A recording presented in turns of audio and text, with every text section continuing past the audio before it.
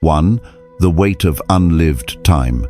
What if the heaviest burden you carry today is not the weight of your mistakes, but the weight of the time you spent living for someone else? There is a strange kind of freedom in finally admitting the truth. For years, you may have shaped yourself into a mold designed by other people. You dressed, spoke, worked, and altered your very personality just to secure a fleeting nod of approval. You poured your precious, limited hours into impressing people, co-workers, family members, or even passing strangers. And now, you look back. You feel a deep, quiet ache, the regret of lost time. Most people do not realize that the anger you feel toward your past is just another way of abandoning yourself in the present. You are using the concept of time as a weapon against yourself. If you have ever felt exhausted by the performance, anxious about the years you cannot get back, or angry at yourself for trying so hard to be seen, this is for you. Stay until the end, because the final lesson may change the way you see this pain forever. Here is the truth few people want to face. The tighter you hold on to the regret of yesterday, the more you suffer today. We look at our past and we feel robbed. But who robbed us? In Buddhist thought, the root of much of our suffering comes from attachment. We usually think of attachment as clinging to physical objects or to people. But one of the most painful forms of attachment is clinging to a ghost, the ghost of a past we wish we could rewrite. Buddhism reminds us of the concept of the two arrows. In life, pain is the first arrow. The exhaustion and emptiness of performing for others was that first arrow.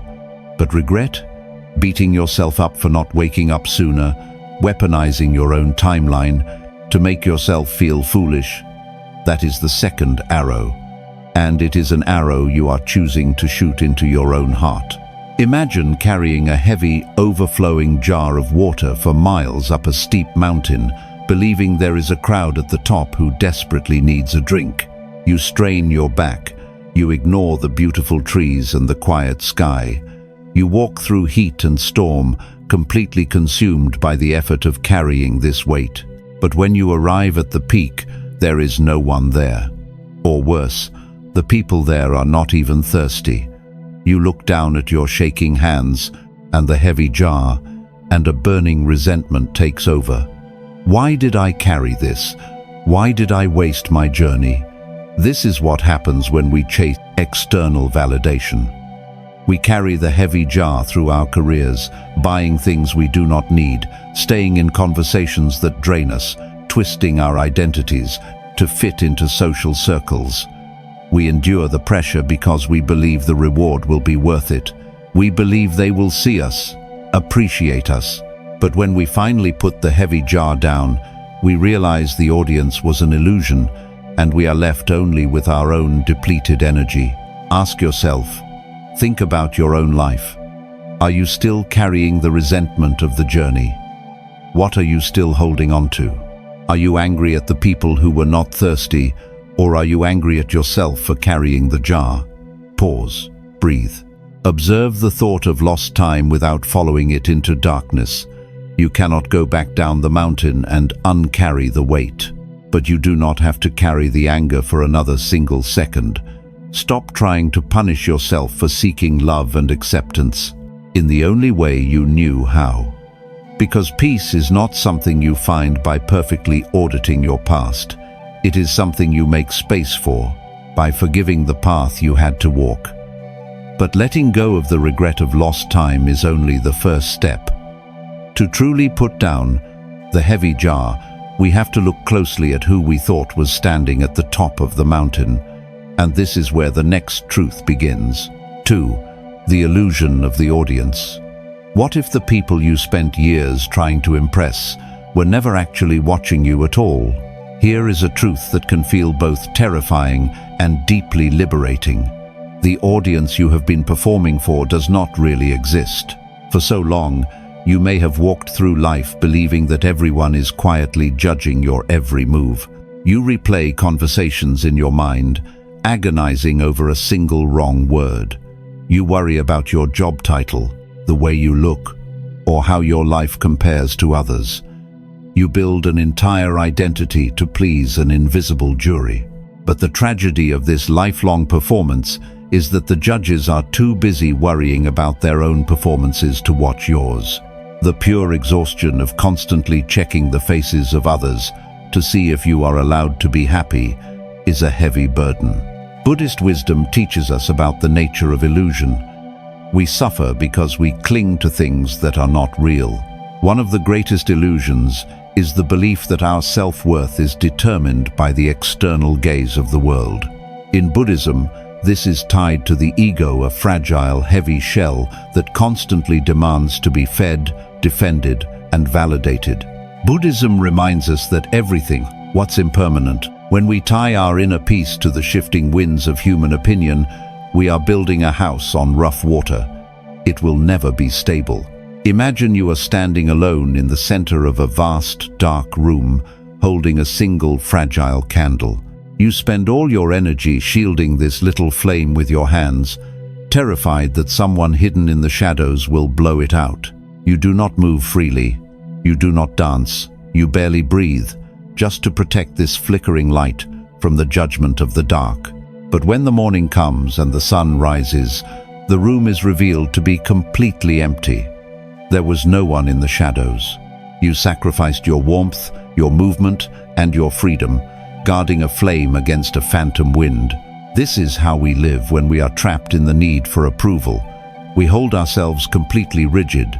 We hold back our true thoughts to avoid conflict. We exhaust ourselves trying to look successful to people who hardly know our names. We curate our lives into a series of perfectly arranged moments, hoping to win the applause of a world that is completely consumed by its own anxieties. Think about your own life. Whose eyes are you still trying to see yourself through? When you feel that sudden tightening in your chest, that fear of not being enough, who exactly are you afraid is judging you? Is it a real person, or is it a ghost you have built in your own mind? Pause. Breathe. Notice the tension in your shoulders. You do not need to carry this armor anymore. Stop trying to defend a self that does not need defending. Let the illusion of the audience fade away. You are allowed to simply exist without needing permission and without needing applause. Because stepping off the stage is the only way to remember who you were before the play began. But realizing the audience is an illusion is only half of the journey. To fully free yourself, you must ask why you walked onto that stage in the first place. And this is where the next truth begins. Because beneath every performance is a hidden hunger waiting to be understood. 3. The hunger beneath the performance. What if the need to impress others was never really about them at all?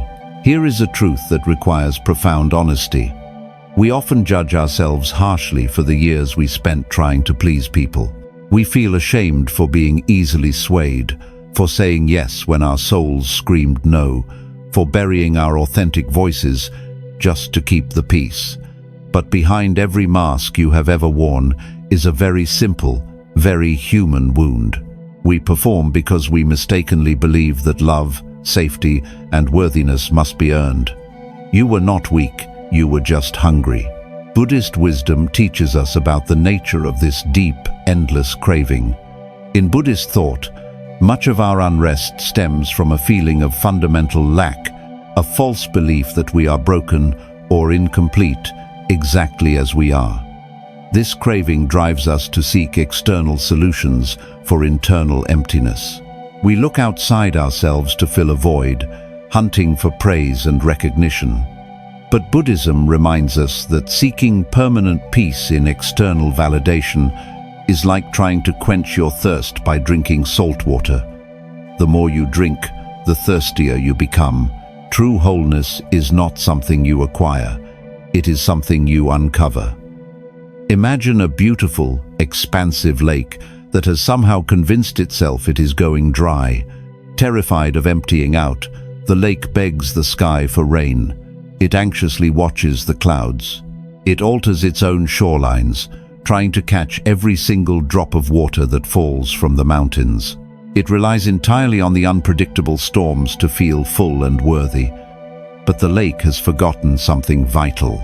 Deep beneath its rocky floor is an ancient, hidden spring, endlessly bubbling with fresh water. It was never in danger of drying up. The water it was so desperately seeking was always flowing from the inside.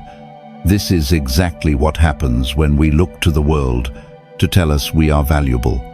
We become the anxious lake, waiting for the rain. We bend over backwards in our relationships, silencing our true feelings, terrified that if we show who we really are, the love will dry up.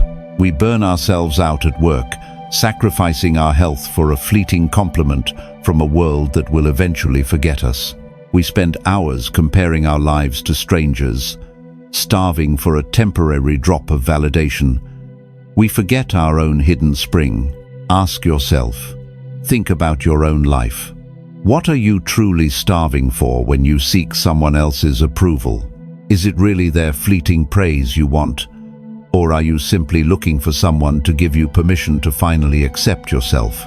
Pause, breathe, feel the quiet stillness in your chest. Let the feeling of inadequacy rise without making it your identity. You do not need to hunt for water in the clouds anymore. You do not have to chase what is already inside you, because you cannot buy inner peace with the currency of other people's opinions. The moment you recognize your own inherent worth, the exhausting need to perform begins to fall away. But when the stage goes dark, a new challenge arises. The mind loves to look back at the years you spent performing and turn them into a tragedy. And this is where the next truth begins. Because regret is a powerful tool, and we often use it to punish ourselves. 4. The weapon of regret. What if the most destructive force in your life right now is your own memory? Here is the truth few people want to face. We often believe that if we punish ourselves enough for our past mistakes, we will somehow earn redemption. You look back at the years you spent twisting your personality for approval. You see the boundaries you did not set, the harsh environments you tolerated, and the beautiful energy you handed over to people who did not value it. And instead of feeling relief that you are finally awake, you feel a deep, burning rage. You use your own history to beat yourself down. You turn time into a weapon. You think that by holding on to this anger, you are protecting yourself from ever making the same mistake again.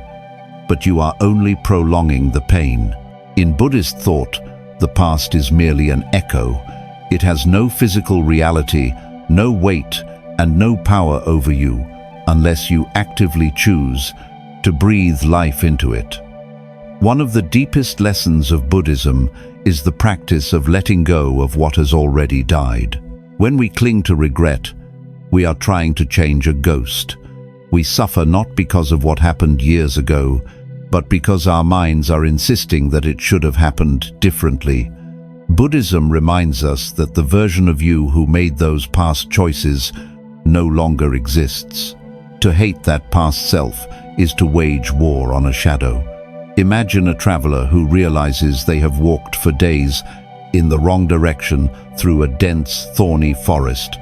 They finally reach a clearing and see the correct path shining brightly in the sun. But instead of stepping out into the warmth, they drop to their knees in the thorns.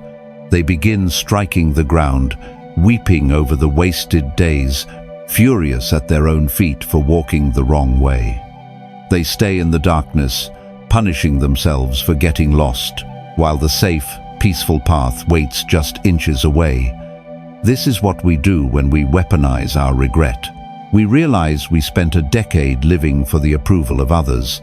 We finally see the truth, but instead of stepping into the sunlight of our new freedom, we sit in the thorns.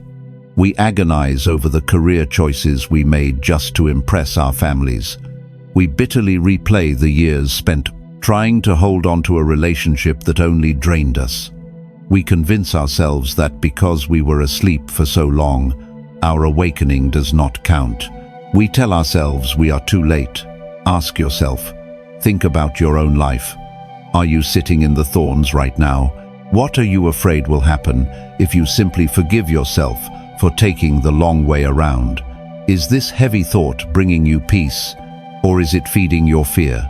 Pause, breathe, observe the thought of your past without following it. You cannot unwalk the miles you have already traveled, but you can choose where to place your very next step. Stop demanding that your past be a story of perfect decisions. Do your part, learn the lesson, and then release the outcome. Because true wisdom is not about never getting lost. It is about what you choose to do the moment you realize you are off course. You are not powerless. You do not have to sit in the dark anymore. But even when we drop the weapon of regret, the mind will try to trick us with the anxiety of the ticking clock. We mourn the years we cannot get back. And this is where the next truth begins. Because the very concept of the time you think you have lost is a profound illusion. 5. The illusion of lost time. What if the years you think you wasted were the exact years required to finally wake you up? Here is the truth few people want to face. The modern world treats time like a bank account. You are told to invest it perfectly, to never waste a drop, and to panic when you feel the balance running low. When you realize you spent years living for other people, a deep fear sets in. The fear that you are hopelessly behind. You look at your age, and you mourn the chapters you gave away to the wrong jobs, the wrong relationships, and the wrong priorities. You feel a frantic, desperate urge to rush forward, trying to somehow make up for the time you believe you lost. But Buddhist wisdom teaches us a very different truth. In Buddhist thought, the concept of lost time is an illusion created by the restless mind. The ego loves to measure, to compare, and to keep score. But life does not keep a scorecard. Buddhism reminds us that there is only ever the present moment. The path to inner peace is not a straight highway where you can fall behind. Every single detour, every mistake, and every moment of suffering was a necessary teacher. You cannot waste time if time was simply teaching you what you needed to learn. Imagine a tiny seed planted deep beneath the earth. For a very long time, it sits in absolute, suffocating darkness. From the outside, it looks as though nothing is happening. It seems like a terrible waste. But beneath the heavy soil, in the quiet dark, the seed is doing the slow, grueling work of building roots. It must push against the resistance of the earth before it is strong enough to break the surface and survive the harsh wind. The seed did not lose time in the dark. It was gathering the strength to handle the light. This is what your years of performing and people-pleasing were. You did not waste your life. You were in the darkness, learning exactly what it feels like to betray your own heart. You were building the deep, unshakable roots of self-awareness. Now that you have finally broken the surface, you know the exact cost of abandoning yourself. You will never easily hand your peace over to someone else again. Ask yourself, think about your own life. Are you rushing through the gift of today to make up for a yesterday that is already gone? What if the timeline you are comparing yourself to is entirely made up? Is the panic of feeling behind helping you grow, or is it just another way to punish yourself? Pause, breathe, observe the ticking clock in your mind, and gently let it go. Stop trying to force the door open. Let life meet you exactly where you are. You are not late. You are finally awake. Because the energy you spend mourning the past is the exact energy you need to build your true life. You cannot change what you gave away, but you can change what you choose to keep. And this is where the next truth begins. Because reclaiming your energy is the most powerful act of quiet rebellion. 6. Reclaiming your energy. What if the deep exhaustion you feel right now is not from doing too much, but from giving your precious life force to the wrong things? Here is the truth few people want to face. You are not tired because life is too hard. You are tired because you have been leaking your energy in 1,000 different directions. Every time you rehearse a conversation in your mind to make sure you sound smart, you are giving your energy away. Every time you worry about a stranger's judgment, you are giving your energy away. Every time you over-explain your choices to someone who is determined to misunderstand you, you are handing over your power. The effort to constantly impress the world is a quiet, devastating drain on your soul. In Buddhist thought, there is a profound understanding of how we direct our life force. One of the core teachings involves mindful effort, the conscious choice of where to place our attention. Buddhism reminds us that our mental energy is like water. It will naturally flow wherever we dig a channel for it. If you spend your days digging channels toward other people's opinions, your inner life will inevitably become a dry, barren desert. The suffering we feel when we look back on the years spent people-pleasing is simply the pain of our own spiritual depletion. Imagine a powerful, deep river meant to flow all the way to the ocean. It has enough force to move mountains, carve canyons, and sustain vast forests. But along the banks, fearful people keep digging tiny, shallow ditches to divert the water for themselves. The river does not resist. It just keeps flowing outward, dividing itself again and again. Soon, the mighty river is nothing but a series of stagnant, muddy puddles slowly drying up in the harsh sun. It never reaches the ocean, not because it lacked water, but because it allowed itself to be drained by every single distraction on the shore. This is exactly what happens when we try to manage how the world perceives us. We take the beautiful, singular energy of our lives and we divert it into shallow ditches. We waste precious hours scrolling through the curated lives of others, letting comparison drain our reserves. We sit in rooms, silent and shrinking, pouring all our mental power into trying to look perfectly agreeable. We exhaust ourselves attempting to save relationships that demand everything and offer nothing but anxiety in return. We become the dried-up river, wondering where our strength went. Ask yourself, think about your own life. Who or what is draining your river today? When you wake up in the morning, where does your very first thought go? Are you directing your energy toward your own peace, or are you immediately handing it over to the ghost of someone else's expectations? Pause, breathe. You can choose to close the ditches. You can call your energy back to the center. Let that sink in. You do not owe the world a performance. You do not owe anyone an explanation for choosing your own peace. When you finally stop trying to control what others think, an incredible surge of vitality naturally returns to you. You suddenly have the strength to dream, to rest, and to simply be. Because reclaiming your energy is the only way to finally step out of the shadows. But to keep this energy flowing in the right direction, you must find a place where the regrets of yesterday can no longer reach you. And this is where the next truth begins. Because the only safe harbor from the storm of the mind is the exact place you have been avoiding. 7. The refuge of the present moment. What if the only place your past cannot hurt you is the exact moment you are standing in right now? Here is a truth that can change everything. We spend so much time running from the pain of our regrets, believing we can outpace them by rushing blindly into the future. You think that if you just work harder, achieve more, or completely reinvent yourself, the heavy feeling of wasted time will finally disappear. But the restless mind just packs up the ghosts of your past and carries them wherever you go.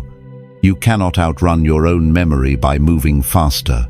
In Buddhist thought, the root of this exhaustion is our constant refusal to inhabit the present. We treat the now as if it is merely a waiting room for something better, or a harsh courtroom where we judge what has already happened. But Buddhism reminds us that the present moment is the only place where life actually exists. The past is a phantom, and the future is a dream. One of the deepest lessons of Buddhism is mindfulness, not as a modern buzzword, but as a profound act of spiritual survival. When you ground yourself in the immediate present, the paralyzing weight of time instantly dissolves.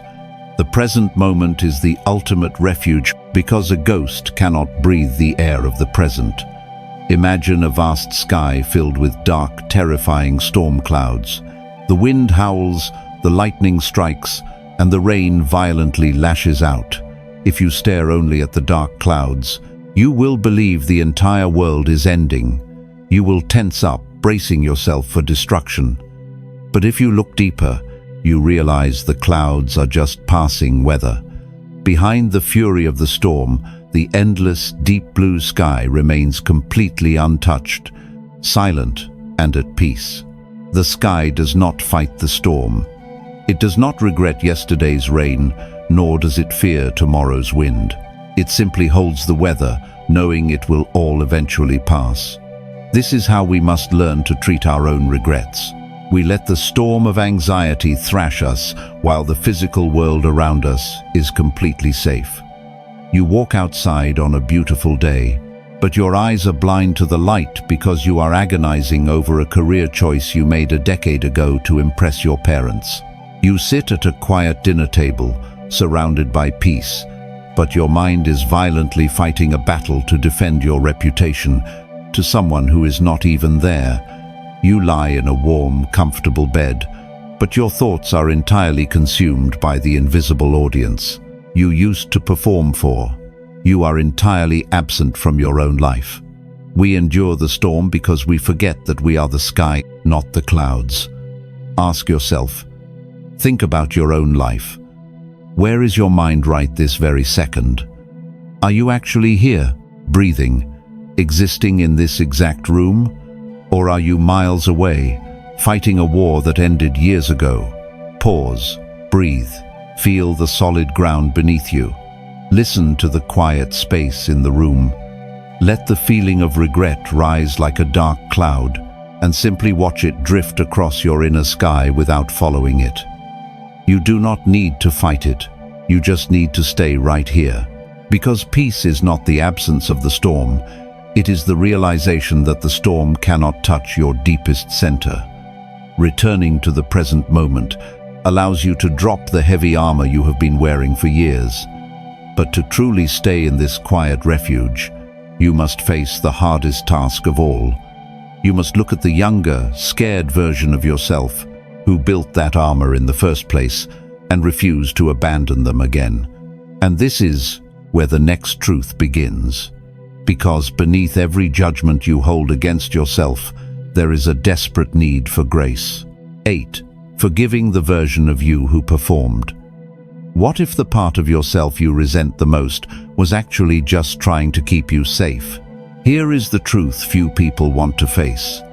When we awaken to the reality that we spent years living for an invisible audience, our first reaction is often a harsh sense of self-betrayal. We feel deep shame for our past blindness. You look at the younger version of yourself, the one who desperately sought approval, who stayed quiet to keep the peace, who smiled when their heart was breaking, and you feel intense anger. We label that version of ourselves as weak. We push them away in disgust, desperate to prove to the world that we are no longer that person. But in Buddhist thought, true liberation is impossible without deep, unwavering self-compassion. Buddhism teaches that all beings simply want to avoid suffering and find a sense of safety, even when they go about it the wrong way.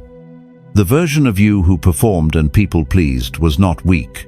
They were suffering. They were acting from a place of deep misunderstanding, believing that love and worthiness had to be earned through an exhausting performance. Buddhism reminds us that we cannot hate our way into awakening. You cannot heal a wound by continually punishing the one who bled.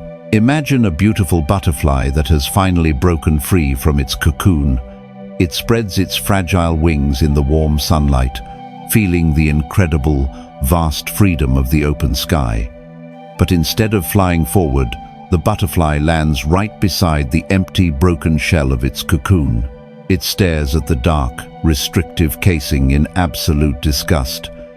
It hates the cocoon for being so small, so dark, and so confining. It beats its wings against the shell in anger. But it completely forgets that without the safety of that heavy, ugly shell, the butterfly would never have survived the vulnerable transformation. The cocoon was not a mistake. It was a shelter.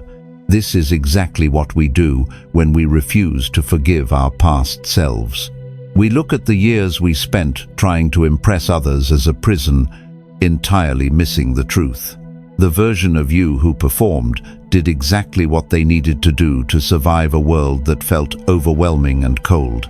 They built a heavy shell of expectations and perfect behaviors because they did not yet have the strength to fly. You survived harsh workplaces by reading the room and adapting. You navigated difficult relationships by shrinking to avoid conflict. You performed because you truly thought it was the only way to be loved. You were doing the very best you could with the light you had at the time. Ask yourself, think about your own life. Are you still demanding absolute perfection from a past version of yourself who was simply trying to survive the dark? What if you replaced your bitter anger with a profound, gentle grace? Is it possible to hold that tired, anxious, people-pleasing version of you with deep respect instead of pushing them away in shame? Pause. Breathe. Let the heavy judgment fall away from your shoulders. You do not need to fight your past. You just need to understand it. Think about that. The person who poured all their precious energy into impressing strangers was not a fool. They were just a wanderer looking for a safe home. Now that you have found a quiet, steady home within yourself, you can finally invite them inside to rest. Because you cannot step completely into your true life while leaving a piece of your soul behind in the cold.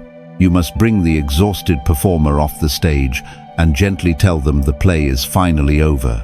And this is where the final truth begins. Because walking away from the audience is not an ending.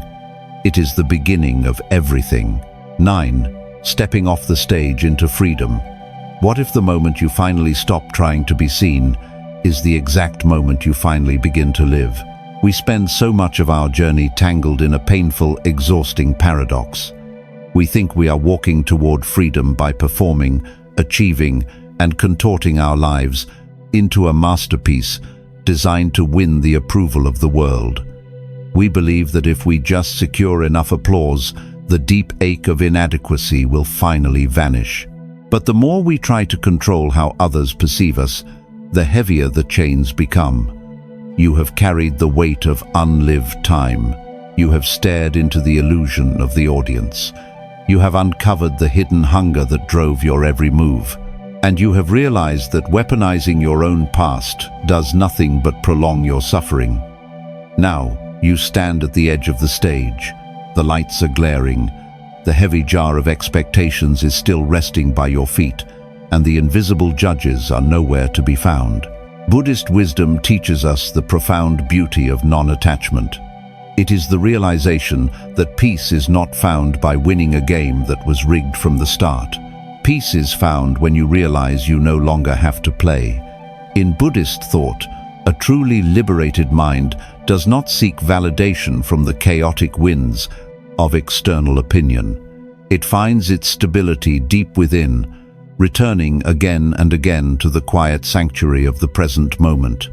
Letting go is not about violently forcing yourself to stop caring.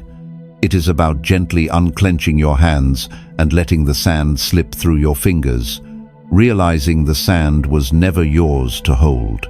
Imagine a small boat that has been fighting a fierce current for years.